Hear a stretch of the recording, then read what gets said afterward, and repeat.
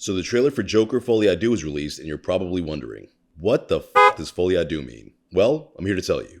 But before we get into it, please give this video a like, hit that subscribe button, and bell icon. Joker Folie Deux, sequel to the Oscar-nominated Joker, introduces a new Harley Quinn. While the character was played beautifully by Margot Robbie in the DCEU, Lady Gaga is taking over in this alternate version of Gotham City. Harley Quinn, real name Harleen Quinzel, first appeared in Batman the Animated Series in 1992. In every version since, whether it be comics or movies, she's a psychiatrist, and the Joker her patient. Joker gets inside her head. She falls in love with him, and becomes another clown-based villain. I shouldn't be surprised that, like Joker himself, director Todd Phillips is going in a different direction with the character. Judging by the jammies, Harley here seems to be a fellow patient in the mental hospital Joker finds himself in. At first, I was disappointed, because while the origin is always hinted at in flashbacks, I assumed Phillips would give us a more detailed version of her getting brainwashed in this film. But then I realized, that just wouldn't make sense. These movies have Joker in the title, and he literally adopts the name in the first one. But Arthur Fleck isn't really the Joker. And by that I mean, he's not a cackling criminal mastermind the way he is in other incarnations, robbing banks, and murdering people with lethal joy buzzers. He's just a guy with severe mental health issues that gets sent away when he assassinates a late-night talk show host.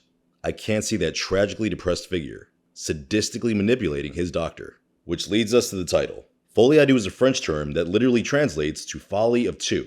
It's defined as a delusion or mental illness shared by two people in close association. A rare psychiatric syndrome in which a belief, and sometimes hallucinations, are transmitted from one individual to another. A lot of the scenes in the first Joker were all in Arthur's head, like when he imagines himself being brought on stage by De Niro's Murray Franklin, and pretty much his entire courtship with Zazie Beetz. Here, the delusions are a lot less subtle. This shot seems to be a nod to Umbrellas de Cherbourg, a French musical from the 60s. When Joker and Harley fall in love, the delusions become way more cinematic.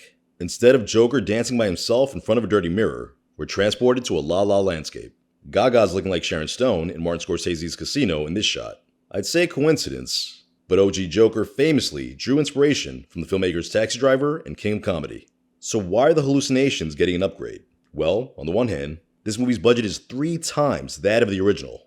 While Joker had a budget around $60 million, Folie Deux reportedly cost $200. So naturally, Fleck's fantasies are gonna get a glow up. But practical economic reasons aside, the sequel suggesting having a love in his life allows Joker to dream bigger. And vice versa. It's like that line. You mustn't be afraid to dream a little bigger, darling. Not that line, although that is a great line. I'm talking about the one from Punch Drunk Love, when Adam Sandler says, I have a love in my life. It makes me stronger than anything you can imagine. That's the one. The real question is how this newfound sense of power translates in the real world.